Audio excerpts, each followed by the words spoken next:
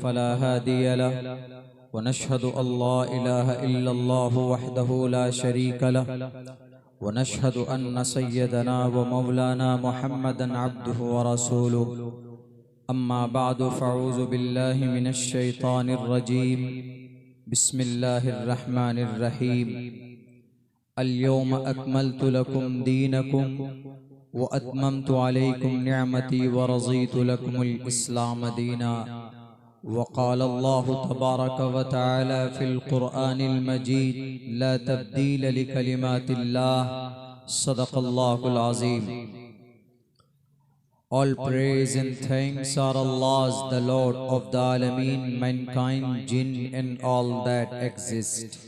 You honor only the ruling judge, the day of recompense, it means the day of resurrection.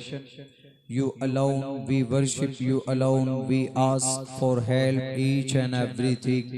Guide us to the right path, to the straight way. O my Lord, expand me my breast is my task for me. Remove the impediment from my speech so they may understand what I say. वसुदेवसुतं देवं कंसचाणूरमर्दनं देवकी परमानंदं कृष्णां वंदे जगद्गुरुम् उदारा सर्व एवैते ज्ञानी तात्मेव मयिमतम् आस्थितः सहि युक्तात्मा मामेवामुत्तमां गतिम् बहुनाम जन्मनामन्ते ज्ञानवान् मां प्रपद्यते वासुदेवः सर्वमिति समहात्मा सुदुर्लभः उदारा सर्व एवैते ज्ञानी तात्मेव मयिमतम् आस्थितः सहि युक्तात्मा मामेवामुत्तमां गतिम् ओम सहनाववतु सहनो भुनक्तु सहवीर्यं कर्मामहे तेजस्वनावधीतमस्तु मा विद्विषावहे ब्रह्मानंतमनादि विश्वकुर्दजं सत्यं परं शाश्वतं विद्या यस्य सनातनी निगमभिर्दै ओम शांति ओम शांति ओम शांति। सदर मुहतरम स्टेज पर मुअज़्ज़ज़ उलमाए कराम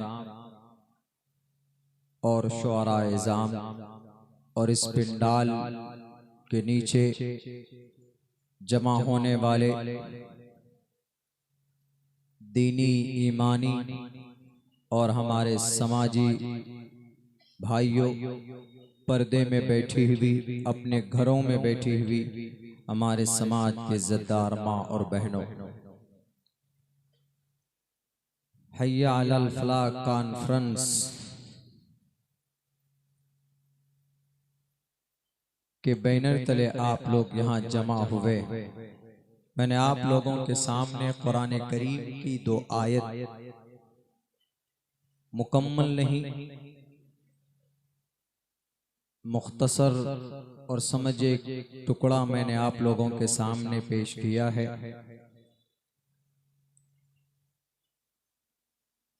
अल्लाह तबारक व तआला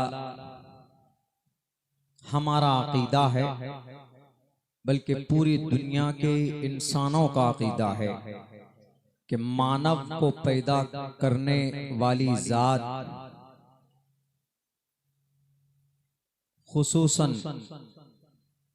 अल्लाह तबारक व तआला की जात है। इंसानों के लिए कब क्या जरूरी है ये अल्लाह से बेहतर कोई नहीं जान सकता। अल्लाह की जात को, उनकी कुदरत को, उनकी सिफात को हम कभी कभी समझाने के लिए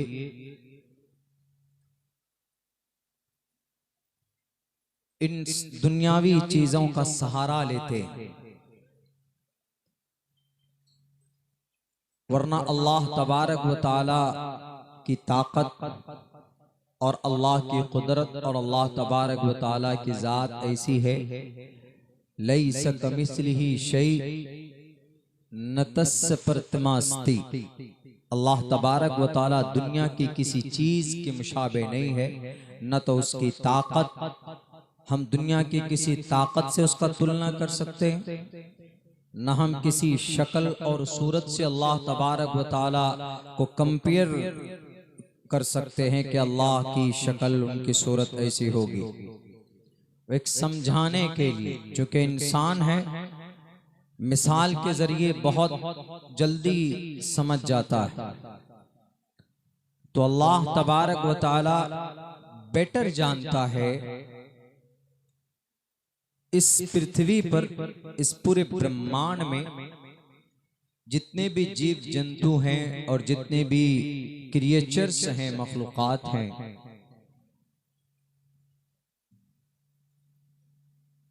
कौन सी मखलूक कहां पर है, किस चीज की जरूरत है, ये अल्लाह से बेहतर कोई नहीं जान सकता। हम अल्लाह बोलते हैं, हिंदू कुछ और बोलते हैं, क्रिश्चियन लॉर्ड गॉड बोलते हैं, जुडाइज्म, क्रिश्चियनिटीज, किसी और धर्म में कुछ और बोलते हैं। जैन धर्म में भगवान ही बोला जाता है, ईश्वर ही बोलते हैं वहां पर भी। बुद्धिस्ट में भी खुदा को, अल्लाह को वही कहा जाता है। बस इतना जरूर है कि उन सब का, पूरी दुनिया के इंसानों का यह अकीदा है कि उन सब का मालिक, उन सब का क्रिएटर, बल्कि creator of the world there is only one, he is only alone. वह तन्हा है, वह अकेला है, इसमें कोई शक नहीं। अब उस अल्लाह का इंसानों के लिए कौन सा कानून है जो बेटर हो? हम पूरी दलील के साथ, दीनी दुनियावी दोनों दलाइल की रोशनी में हम ये बात कर सकते हैं कि वो कानून अल्लाह का कुरान करीम की शक्ल में है, अल्लाह तबारक व तआला की शरीयत जो मोहम्मद रसूलुल्लाह के जरिए से हम तक पहुंची है उसकी शक्ल में। कुछ जाहिल लोग अपनी नाखानदगी की वजह से, अपनी इलिटरेसी की वजह से, अपनी जिहालत की वजह से वो उसमें भी नुक्स निकालते हैं। कहते हैं कि नहीं, इस शरीयत में, इस कानून में, इस अल्लाह के कलाम में ये कमी है, ये कमी है, ये कमी है। मैं एक बहुत हसास टॉपिक पे अभी आने वाला हूं, तमहीदी तौर पर आपके जहन को बनाने के लिए, ताकि समझने में आसानी हो। क्योंकि अभी हमारे भारत में एक कानून बहुत जल्दी इम्प्लीमेंट होने के उस पे है, दहलीज पर है, जिन्हें हम यूसीसी बोलते हैं, यूनिफॉर्म सिविल कोड। इसको उर्दू में यकसा शहरी कानून बोला जाता, uniform civil code, common civil code भी बोलते हैं।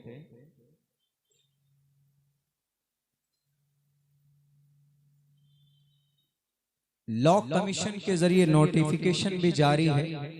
हम सब व्हाट्सएप पे तो देखते हैं कि इस पे क्लिक कीजिए, वहां जाकर अपनी राय पेश कीजिए। मैं समझता हूं कि ये लॉ कमीशन की भी बेवकूफी है और जो लोग शेयर करते हैं, फॉरवर्ड करते हैं, उनकी भी बेवकूफी है। यूनिफॉर्म सिविल कोड का मतलब हम ये समझते हैं कि इस देश में जब देश एक है तो कानून भी एक होना चाहिए। कानून तो एक ही है, भारत का संविधान जिसका प्रियम्बल है we the people of India. Uniform civil code कानून में कोई तब्दीली नहीं है। कुछ चीजें ऐसी है, कुछ मीडिया वाले बोलते हैं कि अगर यूनिफॉर्म सिविल कोड आएगा तो अच्छा होगा, भला होगा। सबसे पहले मुसलमान ही एतराज क्यों करते हैं? क्योंकि यूनिफॉर्म सिविल कोड आने के बाद कुछ चीजें ऐसी है, कुछ मसाइल ऐसे हैं कि जिनके ऊपर पाबंदी लग जाएगी और वो सिर्फ मुसलमानों के मसाइल हैं। इस वजह से मुसलमान उसकी मुखालफत कर रहा है। और जो लोग बोलते हैं कि अपनी राय पेश कीजिए, कि 22वें लॉ कमीशन ने नोटिफिकेशन जारी किया है, उस पे स्कैनर पे जाइए, क्यूआर कोड को स्कैन कीजिए, वहां पर बटन दबाइए, वहां पर ये आएगा, वहां पर वो लिखिए। अभी यूनिफॉर्म सिविल कोड का ब्लूप्रिंट मार्केट में अभी लॉन्च नहीं किया गया है मुकम्मल तौर पर। कुछ चीजें जाहिर हुई है, गवर्नमेंट क्या करना चाहती है। मौजूदा वक्त के इख्तिदार में बैठने वाले ये जितने भी बेईमान लोग हैं, यूनिफॉर्म सिविल कोड लाकर भारत के लिए फायदा नहीं पहुंचाना चाहते हैं, भारत की तरक्की के लिए काम नहीं कर रहे हैं। यूनिफॉर्म सिविल कोड में क्या होगा? अगर यूनिफॉर्म सिविल कोड लाएंगे, क्या संविधान बदल जाएगा? एफआईआर करने का तरीका बदल जाएगा? कोर्ट कचहरी के निजाम बदल जाएंगे? कोर्ट तो अब भी एक ही है। अगर कोई मर्डर करता है तो उसके ऊपर क्या धारा बदल जाएगा? 302 नहीं लगेगा। कोई मारने की कोशिश करेगा तो 307 नहीं लगेगा। कोई रेप करेगा तो 376 नहीं लगेगा। क्या ऐसा होगा? ऐसा नहीं होगा, वो तो अपनी जगह पर है। हाँ, कुछ चीजें ऐसी है, समाजी चीजें ऐसी है कि जिसके अंदर तब्दीली होगी। मिसाल के तौर पर लड़कियां हैं, उसकी शादी की उम्र बढ़ा दी जाए कि लड़कियां ग्रेजुएशन करेंगी, 21 साल तक उनका टाइम बढ़ा दिया गया है कि लड़कियां 21 साल के बाद शादी करेंगी। 18 और 21 साल दोनों, इसको जरूरी करार दिया जाएगा। कोई बात नहीं, इस्लाम में 12 साल में बच्चियां बालिगा हो जाती है, तो क्या 12 साल के बाद शादी करना जरूरी थोड़ी है? जरूरी नहीं है। जरूरी इस्लाम में शादी करना जब जरूरी है जब आप अपने ऊपर कंट्रोल नहीं रख पाएंगे, आप गुनाह में शामिल हो जाएंगे, आप नाजायज संबंध में चले जाएंगे। ऐसे वक्त में शादी करना जरूरी है, फर्ज है, वाजिब है। वरना 30 साल की उम्र में औरत पहुंच जाए, लड़की पहुंच जाए, कॉन्फिडेंट है, अपना काम कर रही है, कारोबार है, नहीं घर पे रहती है, नहीं करना चाहती है, या गुर्बत है, बहुत सारी चीजें हैं, गुनाह में मुलव्विस ना होने का अंदेशा, ऐसी सूरत में क्या जरूरत है? इस्लाम नहीं कहता है कि तुम शादी करो, कोई दिक्कत नहीं। दूसरा कानून क्या होगा? बहु विवाह मना। असल इसको लाना है, असल में इसको लाना है। यानी मुसलमान एक शादी कर पाएगा, यूनिफॉर्म सिविल कोड आने के बाद 2 शादी नहीं कर पाएगा। तीसरे नंबर पर क्या होगा? तलाक में अभी तो सिर्फ मर्द को अधिकार है कि मर्द ही तलाक दे सकता है, लेकिन उस वक्त में यूनिफॉर्म सिविल कोड आने के बाद तलाक औरत भी दे सकेगी। सिर्फ मर्द के जिम्मे तलाक का अधिकार जो होगा वो खत्म हो जाएगा, मर्द मालिक नहीं होगा। औरत भी जब चाहे तलाक दे सकती है। और तलाक के बाद अभी इस्लामिक कानून के एतबार से तलाक हो जाने के बाद तलाक हो गई, औरत अलग मर्द अलग। लेकिन नहीं, अब ये कानून आने के बाद में तलाक हो जाने के बाद भी पूरी जिंदगी उसको एलिमनी मिलती रहेगी, उसको नान नफका खर्च देता रहेगा शौहर। यूनिफॉर्म सिविल कोड आने के बाद ऐसा होगा। ये शरीयत के साथ या पर्सनल लॉ के साथ खिलवाड़। और क्या होगा? और ये होगा तड़का। अभी मुसलमान में मर्द के, औरत के, बच्चे के, लड़की के लिए एक हिस्सा है, लड़के के लिए 2 हिस्सा है। कहते हैं कि ये जुल्म ज़्यादती है। तलाक सिर्फ मर्द दे पाएगा, ये भी जुल्म ज़्यादती है। एक मर्द 4 शादियां कर पाएंगे, 4 शादियां करते हैं, ये भी बिल्कुल सही नहीं है। औरत एक भी ना कर सके, एक ही काफी इनफ फॉर वुमन। औरत के लिए एक ही शादी, मर्द के लिए 4-4। असल यूनिफॉर्म सिविल कोड लाने का मकसद इस देश को क्या बोलते हैं कि हम इस देश को तरक्की देना चाहते हैं। क्या बताइए, अगर मुस्लिम चार शादी के मामले की वजह से क्या देश में गुर्बत है, देश की तरक्की रुकी हुई है कि नहीं? जो मुसलमान चार शादी कर रहा है इसलिए देश तरक्की नहीं कर रहा है। क्या तलाक की वजह से देश की तरक्की रुकी हुई है? क्या औरत 21 साल में बच्चियां शादी नहीं कर रही, पहले कर ली, इस वजह से देश गुर्बत में? उदाहरण देते हैं हमारे इस देश के प्राइम मिनिस्टर साहब, आपको अब नर्सरी क्लास में दाखिला लेना चाहिए। आप कहते हैं कि एक घर में 4 बेटा है, बाप का एक ही कानून होता है। अगर एक घर में 4 बेटा हो, हर बेटे के लिए अलग अलग कानून हो, तो घर का मामला है। देश में आप अलग अलग कानून कैसे बना सकते हैं?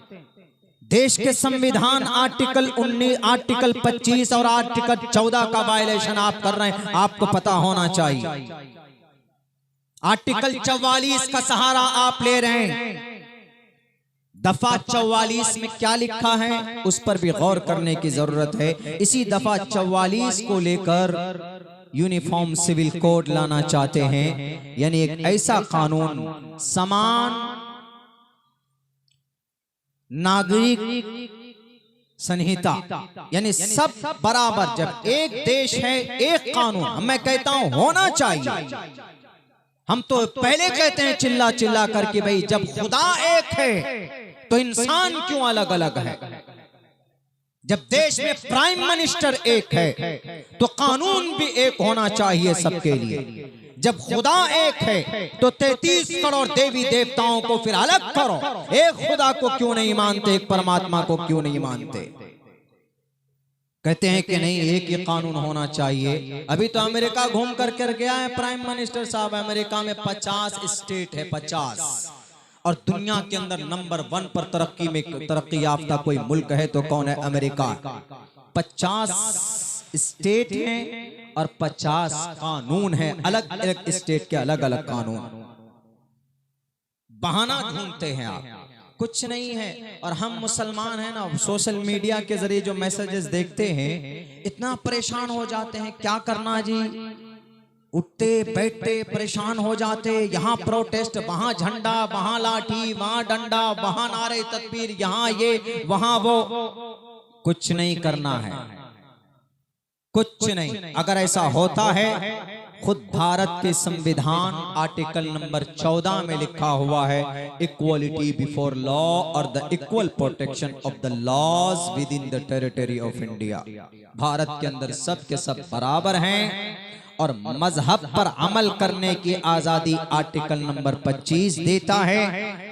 भारत के संविधान का, आईन भारत का दफा नंबर 25 पढ़िए भारत के प्राइम मिनिस्टर साहब। Freedom of conscience and free profession and practice propagation of the religion.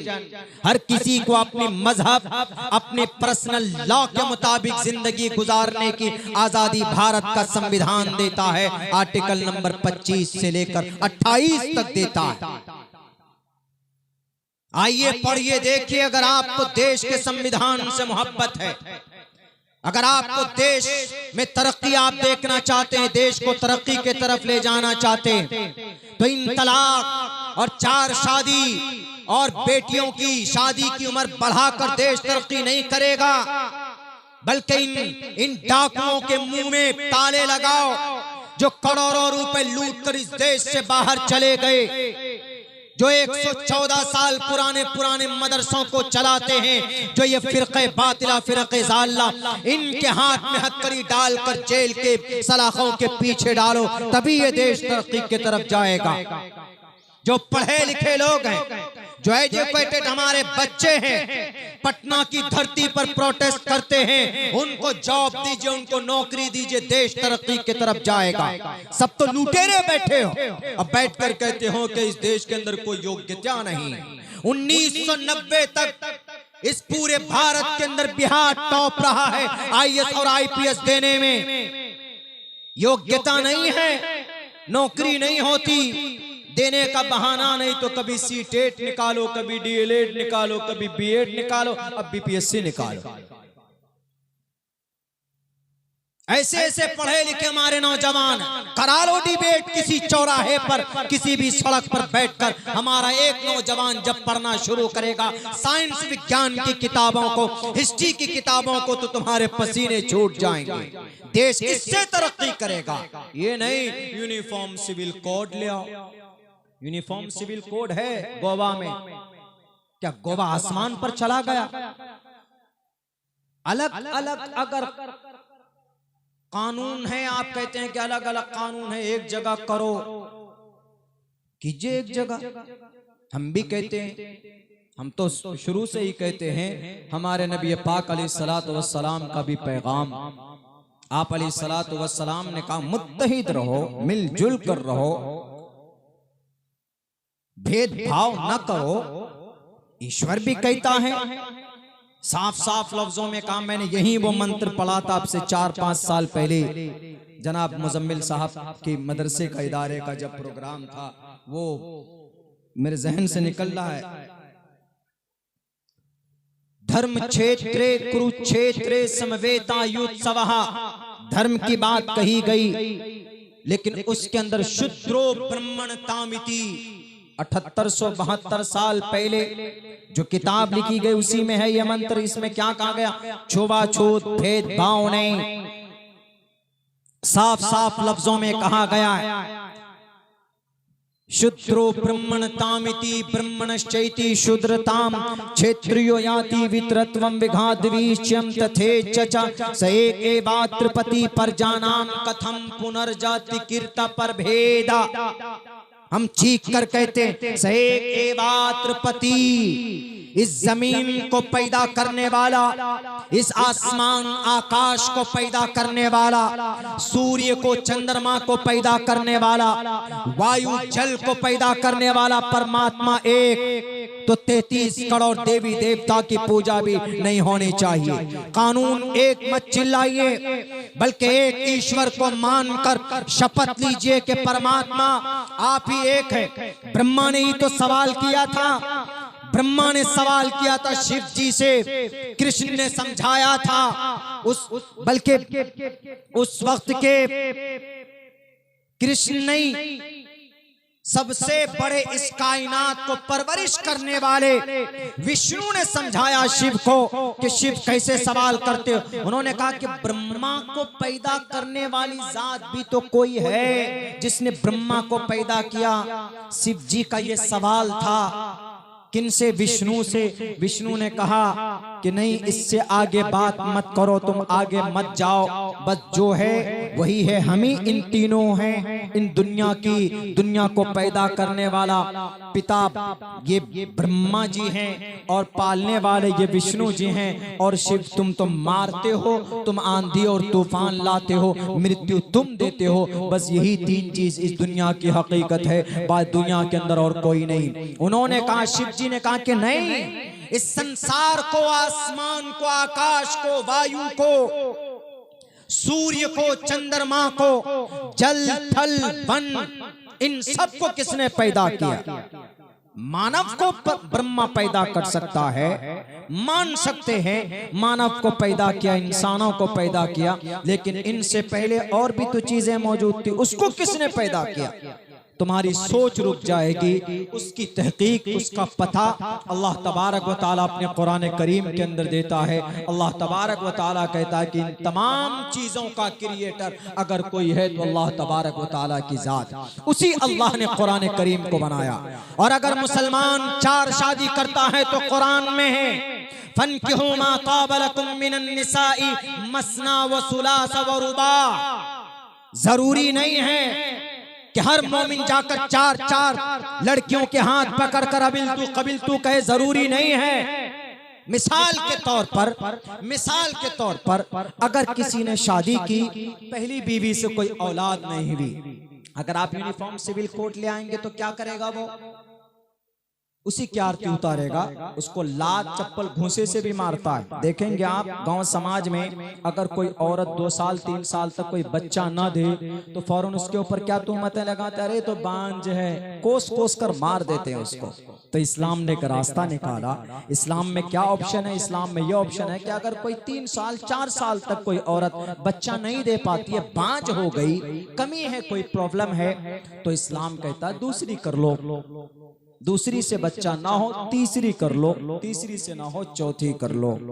ये ऑप्शन है। यूनिफॉर्म सिविल कोड लाने के बाद आप एक ही के साथ रहिए। वो एक के साथ फास तो वो भी नहीं रहते। खुद हमारे प्राइम मिनिस्टर साहब एक को नहीं रखे हुए, 40-42 साल पहले ही छोड़कर अहमदाबाद में आ गए हैं, दिल्ली में आके बस गए, वो तो एक भी नहीं रख पाते।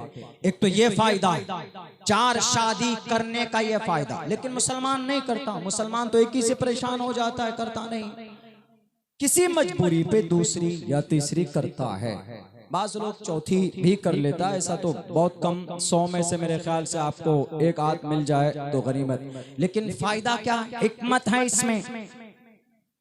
इस देश में जबरदस्ती डिस्क्रिमिनेशन की बुनियाद पर कानून बनाने वालों, हिकमत से खाली अल्लाह का फरमान नहीं होता। अगर इस्लाम में 4 शादी की परमिशन है, एक बहुत बड़ी बुराई को रोक सकती है अल्लाह तबारक व तआला का ये फरमान। उठाओ, तारीख गवाह। मिसाल के तौर पर इस बस्ती के नौजवान चले गए बॉर्डर पर, इस बस्ती के नौजवान 20 नौजवान शहीद हो जाते, पुलवामा में अटैक होता है, 40 नौजवान शहीद हो गए। सब शादीशुदा थे, सबकी बीवी विधवा हुई कि नहीं हुई? सबकी बीवी विधवा हुई। अब वो औरत ऐसी शादीशुदा, उससे कौन शादी करेगा? यूनिफॉर्म सिविल कोड के तहत वो औरत कभी भी शादी नहीं कर सकती, बहुविवाह के तहत, इसलिए कि एक मर्द एक ही शादी करेगा, दूसरी नहीं कर सकता। अब वो औरत क्या करेंगी? बनाओ सिंगार की वजह से अपनी सेक्स डिजायर को पूरी करने के लिए, अपनी हवस को मुकम्मल करने के लिए नाजायज संबंध बनाएंगी, लिव इन रिलेशन में आएंगी, और फिर वहां से जुर्म साबित होगा, गुनाह, बड़े बड़े क्राइम वजूद में आएंगे। नाजायज संबंध की वजह से, नाजायज संबंध की वजह से बास औरतें तो अपने घर चलाने के लिए अपनी इज्जत को बेचेंगी। जैसे पटना के अंदर तवाइफ अपनी रातों को इज्जत बेचती है, तब चलकर दिन में उनका चूल्हा जलता। पटना की धरती और दिल्ली की धरती, कलकत्ता की धरती, बेंगलोर, चेन्नई, बड़े बड़े शहरों को आप काउंट कर लीजिए, कम से कम 1 लाख से 1.25 लाख बच्चियां, औरतें ऐसी, उनसे पूछिएगा 75% औरतें ये कहेंगी कि मेरा शौहर इंतकाल कर गया, मैं विधवा हूँ, मेरी परवरिश करने वाला कोई नहीं था, इसलिए मैं अपनी इज्जत बेचकर अपने बच्चे की परवरिश कर रही हूँ। ऐसी सूरत में इस्लाम कहता है, शादीशुदा नौजवानों, तुमने शादी की है, तुम्हारे घर में एक बीवी है, लेकिन तुम्हारे पड़ोस में अगर कोई जवान देश के लिए शहीद होता है तो उसकी विधवा बीवी के हाथ पकड़कर उनसे निकाह करो। अगर 2 है तो तीसरा निकाह करो, अगर 3 है तो चौथा निकाह करो, और फिर उस विधवा औरत को, उन औरतों को जिनके शौहर मर गए, किसी एक्सीडेंट में उनका इंतकाल हो गया या किसी हादसे में उनका शौहर इंतकाल कर गया, तो ऐसी सूरत में इस्लाम अपने 4 शादी के फॉर्मूले की वजह से सहारा बनाया जा सकता है। इस्लाम अपने इस फरमान की वजह से औरत, समाज की विधवा औरतों को एक छत दे सकता, एक शेल्टर दे सकता। पहले पढ़ो कुरान को, कुरान के हुक्म के हिकमत को पढ़ो। अपनी जहालत की वजह से यूनिफॉर्म सिविल कोड लाने से नहीं होगा, बल्कि अल्लाह तबारक व तआला का फरमान है। उलमा ने, मुफस्सिरीन ने यही हिकमत बताई है कि अल्लाह तबारक व तआला के फरमान, अल्लाह का हुक्म हिकमत से खाली नहीं होता। अब बताइए, वो जो विधवा औरतें हैं, उनकी जिंदगी संवर सकती है, बन सकती है, वो गुनाह से बच सकती है और बड़े बड़े क्राइम होने से बच सकते हैं अगर इस पर अमल किया जाए। तो इसका एक ये भी फायदा है। दूसरी बात कहते हैं कि नहीं जनाब, इस्लाम सिर्फ औरत, वो कहते हैं कि आप लोग औरत के हक को मारते हैं। औरत के हक को कैसे मारते हैं जी? वो कहते देखिए, लड़का है तो 2 हिस्सा, लड़की है तो 1 हिस्सा। यकीनन दिखने में तो ऐसा लग रहा है यूनिफॉर्म सिविल कोड आएगा तो बराबर सराबर का हिस्सा। मर्द लड़के को जितना हिस्सा मिलेगा बाप के माल में से, उतना ही लड़की को भी मिलेगा, बराबर सराबर यूनिफॉर्म सिविल कोड। अच्छी बात है आपके हिसाब से, दुनिया के हिसाब से। लेकिन पता है इस्लाम ने, शरीयत ने औरत को 1 ही हिस्सा क्यों दिया है, मर्द को 2 हिस्सा क्यों दिया है? इसकी हिकमत क्या,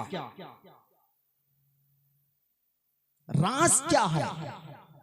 अगर नाइंसाफी है तो क्यों? एक्सप्लेन कीजिए, एक्सप्लेनेशन होना चाहिए।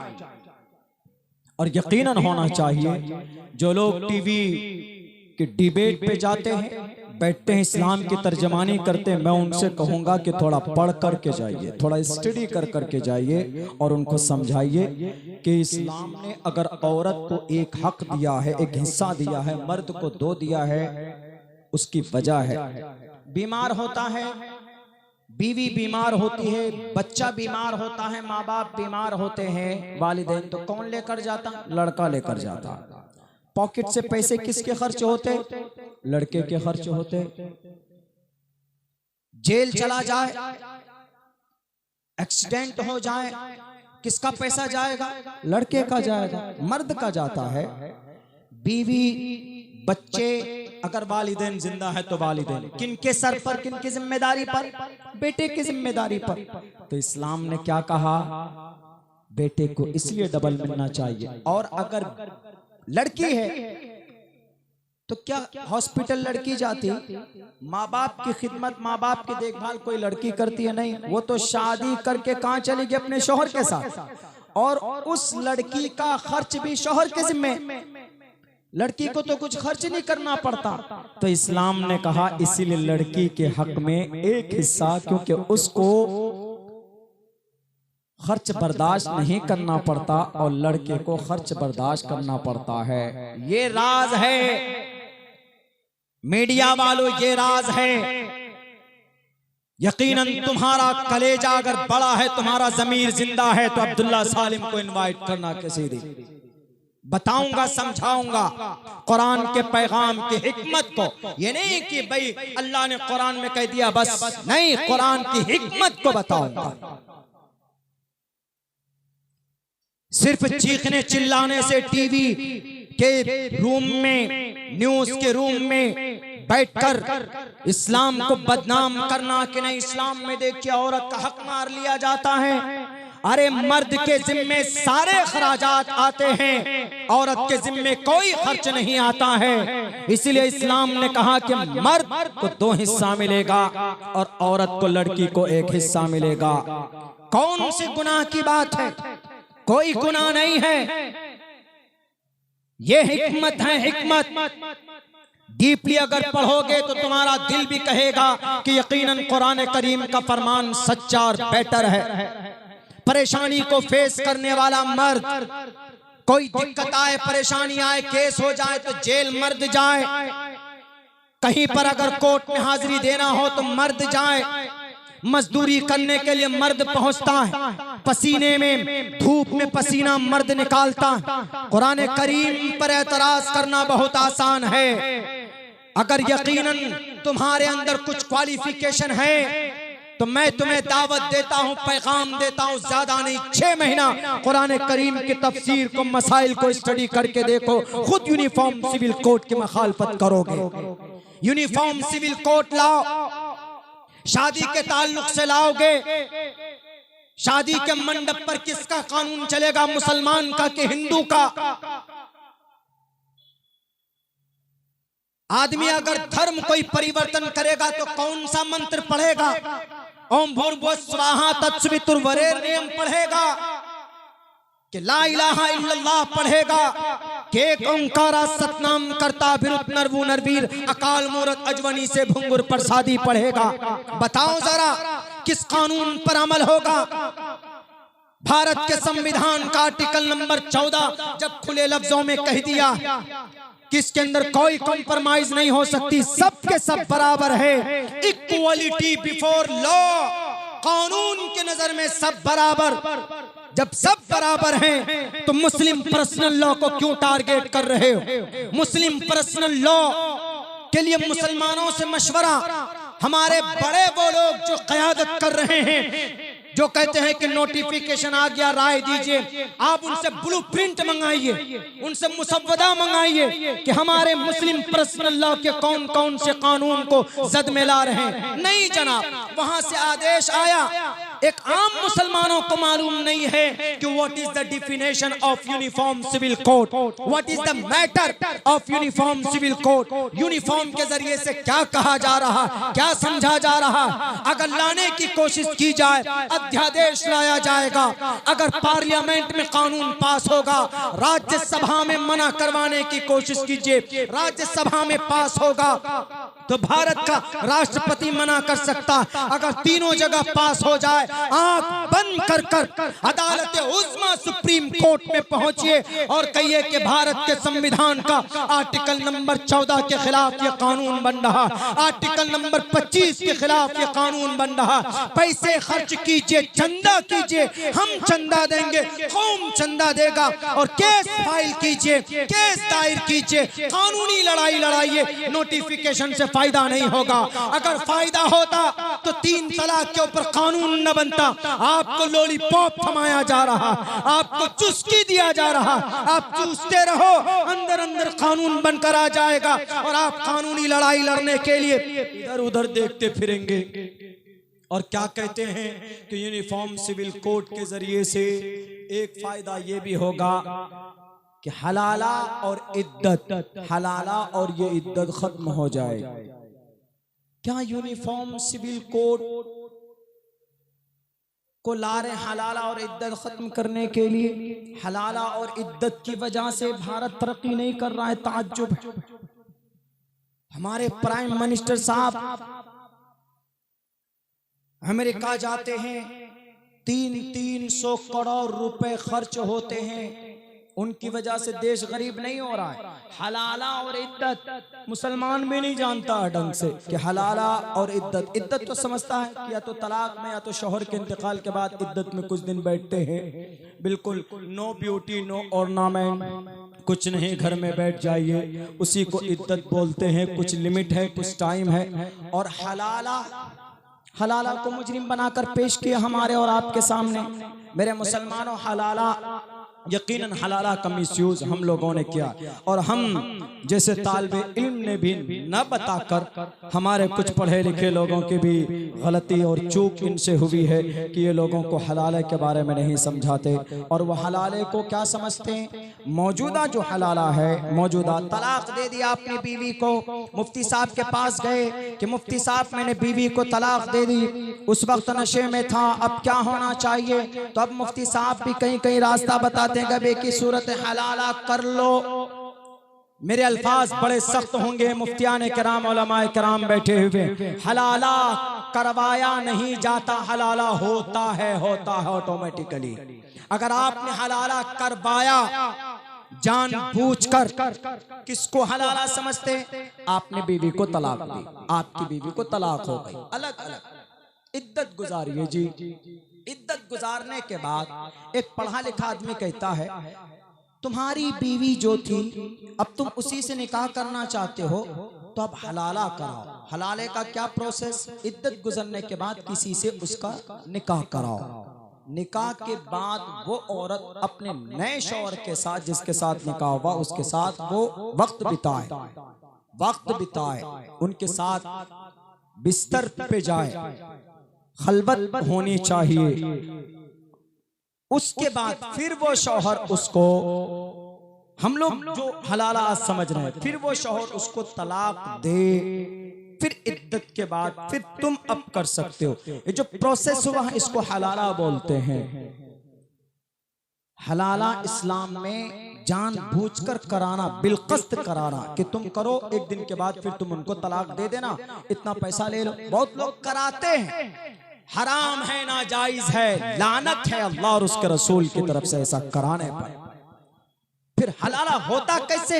सपोज दैट मैंने अपनी बीवी को तलाक मैंने दी, बीवी अलग हो गई, अलग होने के बाद मैं अलग, बीवी अलग। अब मेरी बीवी ने, उनको जिंदगी गुजारनी, उनको शौहर की जरूरत है, उन्होंने कहीं पे निकाह कर लिया। निकाह के बाद में इत्तेफाक से वो शौहर भी खराब निकल गया, या उस शौहर का इंतकाल हो गया, या उस शौहर का एक्सीडेंट हो गया, या गुम हो गया वो शौहर, या वहां भी बात नहीं बनी, वहां पर भी झगड़े होते थे, तो वहां पर भी अब वो औरत वहां से या तो तलाक ले लेती है, तलाक नहीं, या उसका शौहर मर जाता है। तो ऐसी सूरत में अब उस औरत ने सोचा, यार अब मैं यहाँ निकाह करके आई, दूसरा घर बसाने के लिए, ये घर भी मेरा उजड़ गया, तो अब ऐसा करते, अब कहाँ मैं भटकूं, मैं उसी दूसरे के साथ पहले के साथ चले जाती हूँ, पहला जो मेरा शौहर था उसके साथ मैं चली जाती हूँ। तो अब ये पहले शौहर जिसने तलाक दी थी, पहले शौहर के साथ निकाह करेगा, तो बीच में ये जो काम हुआ, जो निकाह किया उसने, इसको हलाला बोलते हैं, हलाला इसी को बोलते हैं। ये किया नहीं था उसने, हो गया, ये है हलाला, यहां कराते हैं हलाला।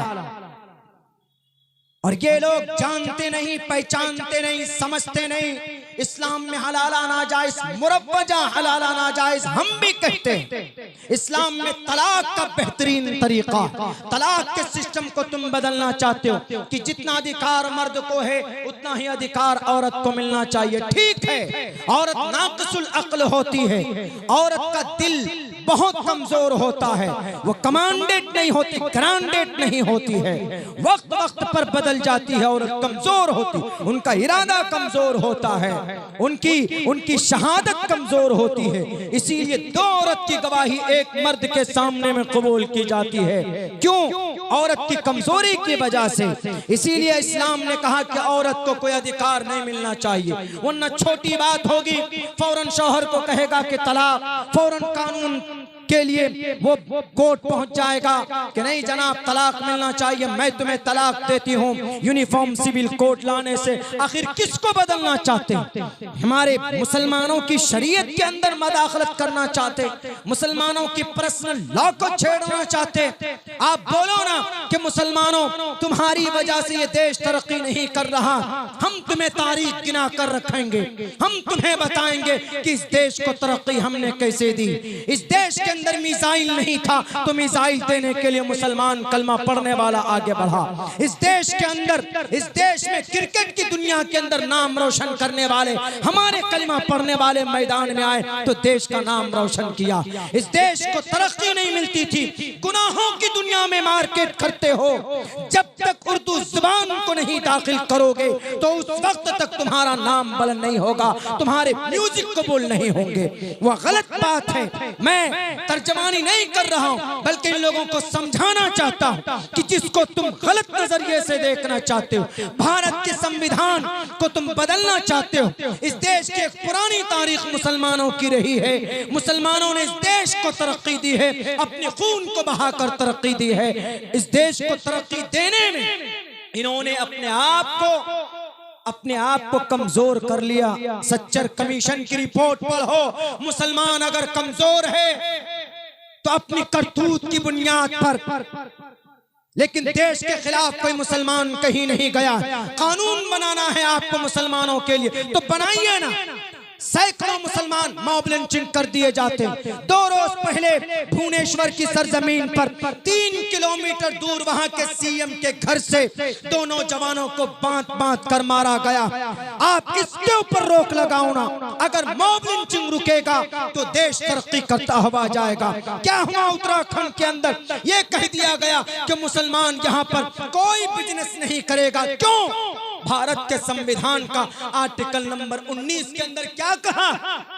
All citizen shall have the right. सारे भारतीयों को एक हक हुकूक दिए गए। किस लिए? उनको बिजनेस करने के लिए। To practice any profession, article number 19। Uttarakhand के जाहिलों, उत्तराखंड के फिरके बातिला के चेलो सुनो, आर्टिकल नंबर 19 पढ़कर सुनाता हूँ। All citizen shall have the right. Article number 19 के नीचे जाओ, A B C D E F G। G पर जाओ, टू प्रैक्टिस एनी प्रोफेशन और to carry on any occupation, trade और बिजनेस। भारत का नागरिक सीतामढ़ी का है तो दिल्ली में जाकर बिजनेस कर सकता है, अगर कोई मुजफ्फरपुर का है तो पटना में कर सकता है, बिहार का है तो केरला में जाकर कर सकता है, अगर कोई सीमांचल का है तो उत्तराखंड में जाके कर सकता है। वहां के नौजवानों ने, वहां के फिरक़े बातिला ने क्या कहा कि मुसलमानों, तुम जितने भी यहाँ पर फर्नीचर का काम कर रहे हो, तुम्हारी दुकान तरक्की कर रही है, इसीलिए तुम लोग दुकान बंद कर लो, नहीं तो फला तारीख तक तुम्हारी दुकान में ताले डाल दूंगा। भारत के प्राइम मिनिस्टर साहब, क्यों मुंह में आपका दही जम जाता? देश को असल कमजोर ये लोग कर रहे हैं, क्यों नहीं आपका मुंह खुलता? आप इन लोगों के खिलाफ जो आर्टिकल नंबर 19 का वायलेशन कर रहे हैं, आर्टिकल भारत के संविधान के दफा नंबर 19 को तोड़ रहे हैं, आपने क्यों नहीं कहा इन लोगों को कि इस देश के अंदर प्रैक्टिस एनी प्रोफेशन और carry on any occupation, a trade और बिजनेस।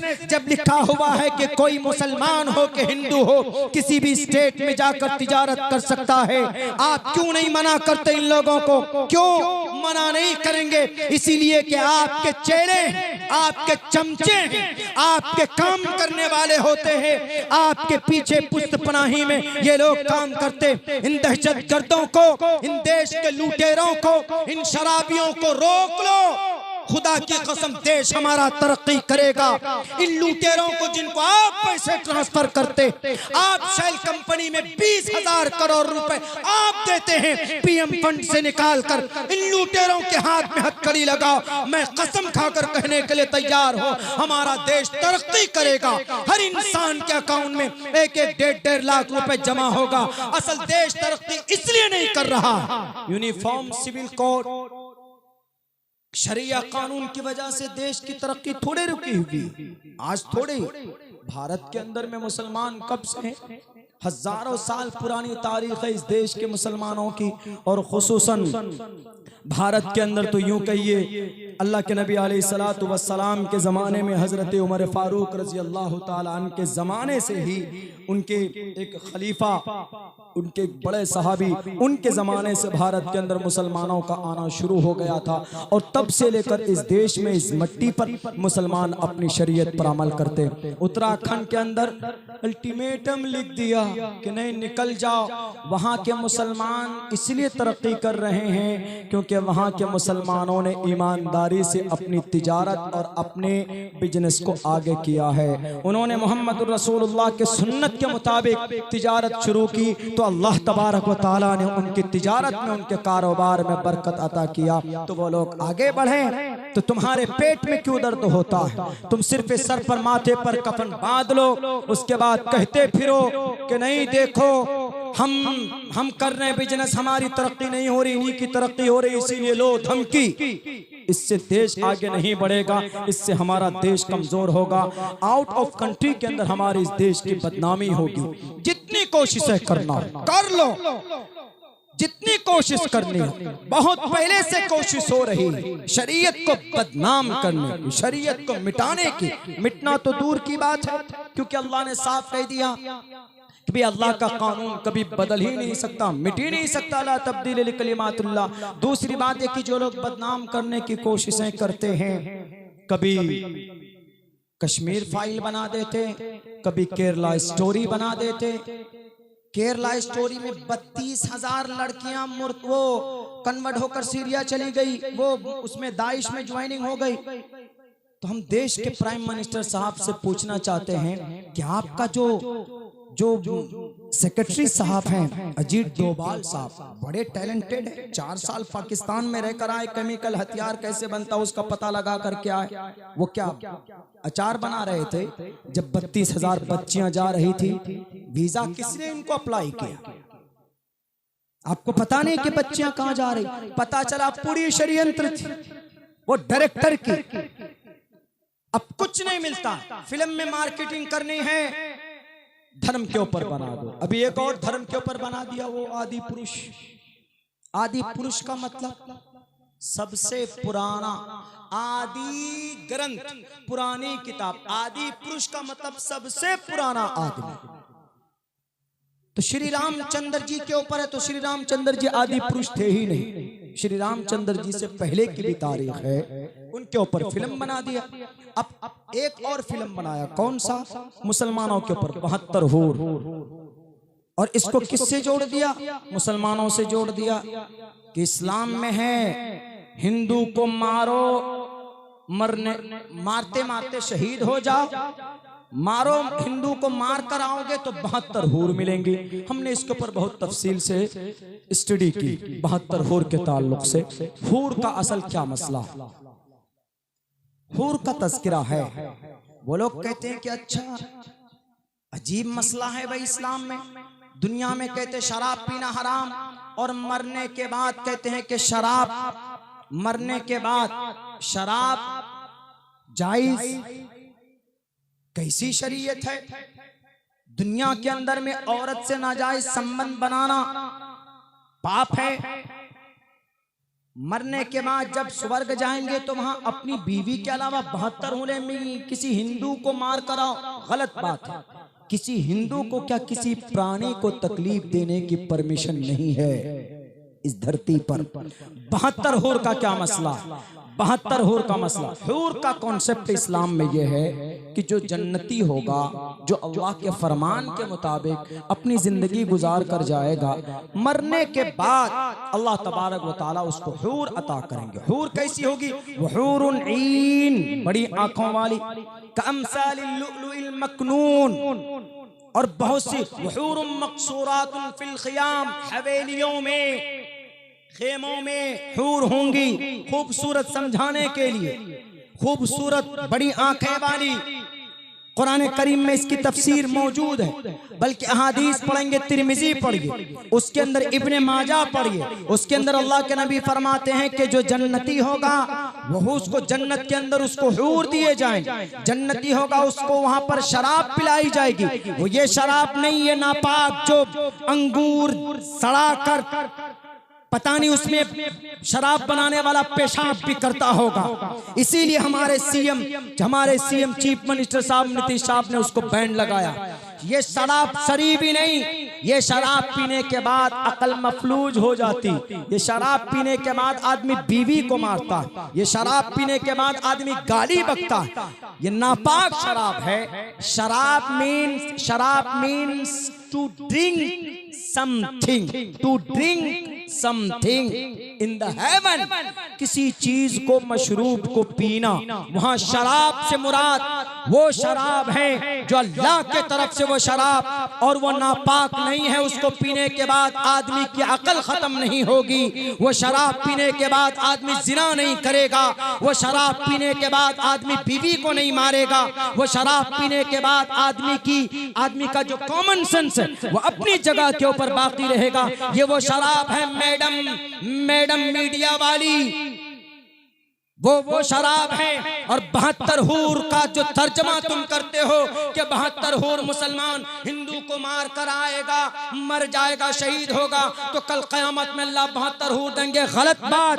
अगर हमारा कोई मुसलमान देश की तरक्की के लिए, अगर देश को बचाने के लिए शहीद हो जाए, या कोई मुसलमान जंग के मैदान में, अब तो जंग नहीं है लेकिन पहले जमाने के एतबार से अल्लाह के नबी के जमाने में होता था, बल्कि हमारे भारत के अंदर खुद हिंदू राजा महाराजा आपस में लड़ते थे। उस जंग में अगर कोई शहीद हो जाता पर्टिकुलर मुसलमान, तो अल्लाह के नबी अलैहिस्सलाम ने इब्ने माजा के अंदर एक रिवायत है जो मजबूत दलील के साथ अल्लामा नासिर अल्बानी ने इनकी तस्दीक की है कि अगर कोई बंदा मैदान कारजार में शहीद हो जाता है तो उसको कल क़यामत में 72 हूर अता करेगा।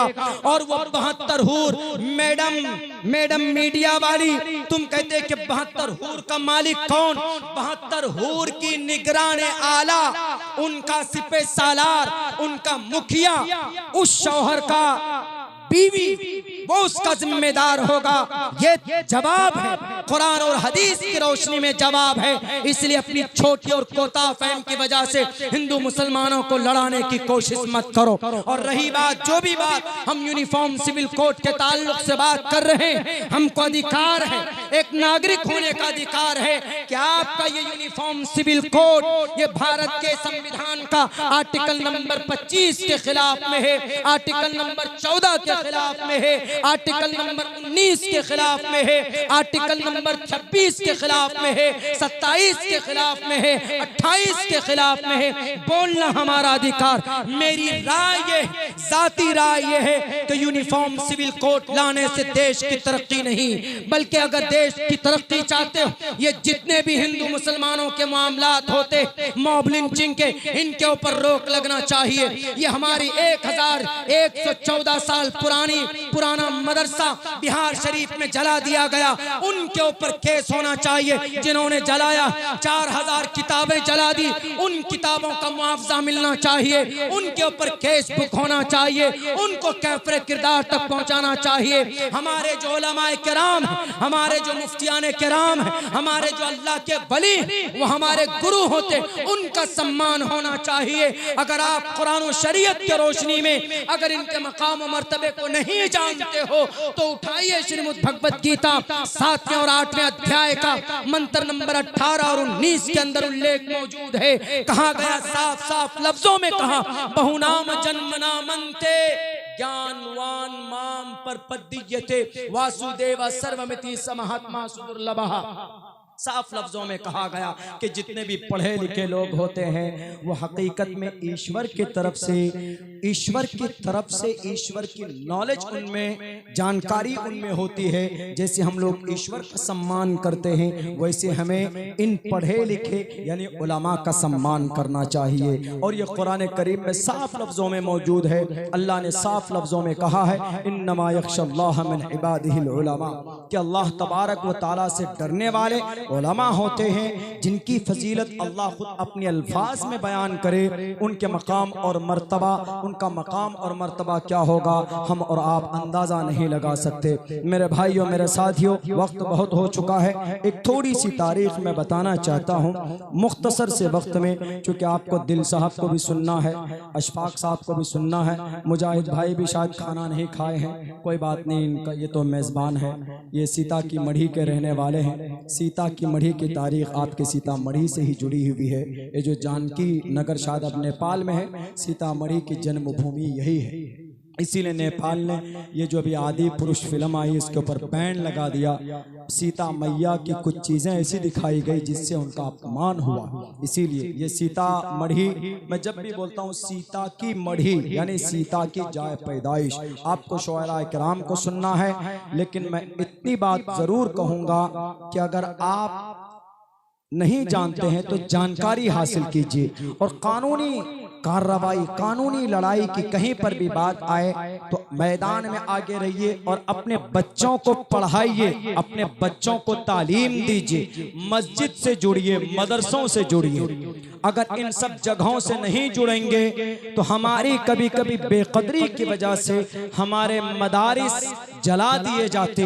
वही बिहार शरीफ का मदरसा सिर्फ ये कहकर जलाया गया, सिर्फ ये कहकर के मदरसा है, कुरान पढ़ाया जाता है, और इस कुरान में हमारे हिंदुओं को मारने की बात कही गई। वह आइद्दू लहुम मस्ततातुम मिन कुव्वा, ये लफ्ज हैं। और कुरान में एक जगह यूं कहा गया साफ लफ्जों में, या अय्युहन नबिय्यु हर्रिज़िल मुमिनीना अलल क़िताल, ए मोमिन, ए नबी, मुसलमानों को, हिंदू भाइयों को मारने के लिए उभारिए। गलत तर्जमा ये पेश करते हैं वो लोग। तीसरी जगह ये पेश की उन्होंने दलील में कि हमने इसलिए उस मदरसे को जलाया कि उस मदरसे में यूं कहा, पढ़ाया जाता है कुरान में कि फकुलू मिम्मा गनिमतुम, कि लूटो और खाओ। ये तीनों आयत का तीनों तर्जमा गलत है। अगर तीनों आयत का तीनों तर्जमा यही है, उठाइए, साफ साफ लफ्जों में कहा गया, कहां पर? अथर्ववेद के श्लोक मौजूद हैं। अथर्ववेद के अंदर कहा गया साफ और खुले लफ्जों में कि भाई अगर जहां पर कोई शत्रु मिल जाए उसको मार कर उनकी चीजें हैं उनके ऊपर कब्जा करो।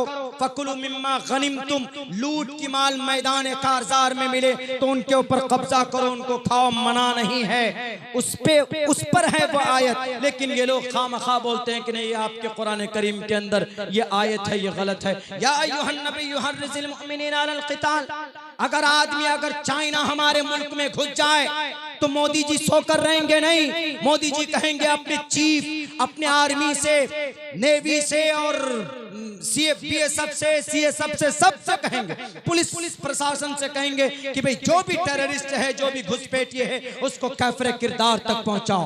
वहां पर अल्लाह तबारक व तआला ने अल्लाह के नबी अलैहिस्सलाम का ऑर्डर दिया कि ऐ नबी तुम खामोश बैठे हो, तुमको खत्म करने के लिए मक्कतुल मुकर्रमा से पूरा झुंड आ रहा, इसीलिए मुसलमानों से कहो तलवार लेकर मैदान में निकल जाए। जैसा कि महाभारत के मैदान के अंदर श्री अर्जुन जी ने कहा, श्री अर्जुन को कृष्ण जी ने कहा था, कुतस्तवा कश्मलिदम विस्मय समुपस्थितम अनार्य जुष्टम कीर्ति कर्म जुनह, कि इस जमीन पर बेवकूफ बने बैठे हो अर्जुन, इन अधर्मी लोगों का खात्मा करो, अगर ये जिंदा रहे तो ये तुम्हारा खात्मा कर देंगे मेरे भाइयों। और जिन लोगों को एतराज है मदरसों से, तो याद रखो अगर ये मदरसा नहीं होता तो ये देश आजादी के साथ आज हम नहीं जी पाते। इस देश में ये देश आजाद नहीं होता।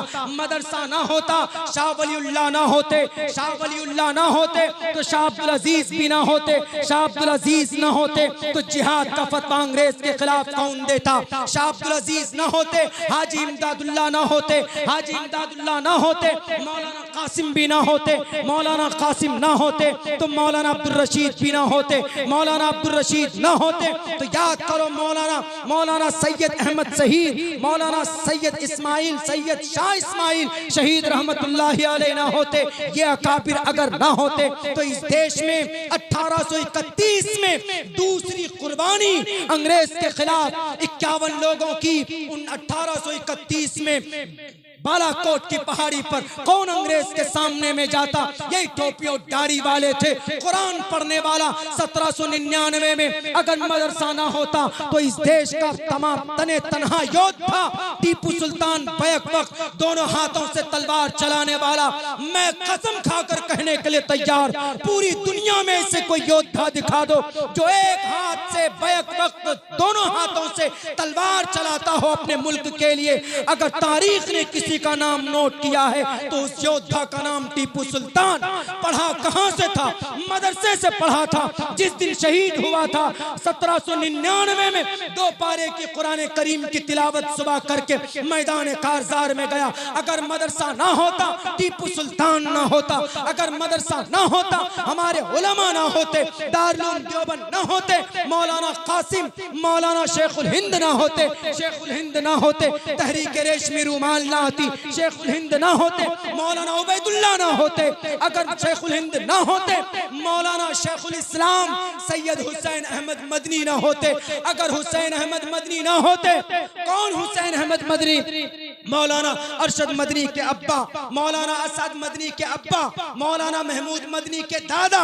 अगर ये ना होते, अंग्रेज के खून को ठंडा करने वाला कोई माए का लाल नहीं था।